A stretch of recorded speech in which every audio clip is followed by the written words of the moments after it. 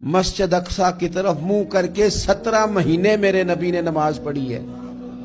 مسلمانوں پتہ ہی کوئی نہیں، ہماری خبریں ہی اور ہیں، ہمارا درد ہی اور ہے، ہمیں پتہ ہی نہیں بم کہاں برس رہے ہیں، ہمیں یہ خبر ہی نہیں۔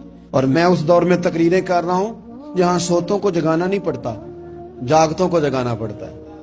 سیانے لوگوں کو سمجھانا ہمارے ذمہ لگ گیا، کیا کرے؟ اس قوم کو سکھانا پڑتا ہے جسے پتہ سارا ہے، لیکن جان بوجھ کے آنکھیں ہماری بند ہیں۔ یہ مولوی کو بات کرتا تو لوگ کہتے دیکھو مولوی گالی دیتا ہے، لیکن اگر قائد اعظم محمد علی جناح کہے کہ اسرائیل امریکہ کی ناجائز اولاد ہے تو پھر تو تمہیں ہضم کر لینا چاہیے نا، پھر تو لیبرل کو بھی ہضم ہونا چاہیے نا کہ قائد اعظم نے کہا ہے، اور اس ناجائز بچے کو تم نے اتنی طاقتیں دے دی کہ وہ مسلمانوں کے قبلہ اول میں نماز پڑھنے والوں کو بھی نہ بخشے۔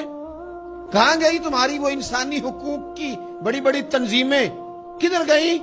اور میرا پاکستانی میڈیا سے بھی سوال ہے، چند دن پہلے سیالکوٹ میں ایک واقعہ ہوا، ناانصافی ہو گئی جی، ناانصافی ہو گئی جی ایک بی بی کے ساتھ، ہر بندے نے شور مچایا، بڑے بڑے طوفان اٹھتے ہیں، کیوں ہوا جی کیوں ہوا؟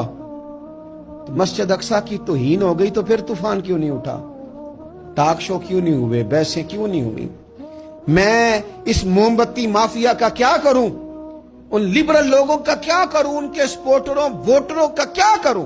ان سیاسی جماعتوں کے کارکنوں کو کیا نام دوں کہ جو ان فضول بحثوں میں تو وقت ضائع کرتے ہیں، اور وہ مسجد اقصی جس کے بارے میں میرے نبی پاک صلی اللہ علیہ وسلم سے ایک صحابیہ نے پوچھا تھا، یا رسول اللہ مسجد اقصی میں نماز پڑھنا کتنا کو بہتر ہے باقی نمازوں کے مقابلے میں؟ تو حضور نے فرمایا 1000 گنا بہتر ہے۔ بی بی عرض کرنے لگی، سونیا میں جا تو نہیں سکتی، دل بڑا کرتا ہے۔ حضور نے فرمایا جا نہیں سکتی تو وہاں تیل ہی بھجوا دے، جس میں حاضری لگوانے کی حضور بات کریں جس مسجد میں۔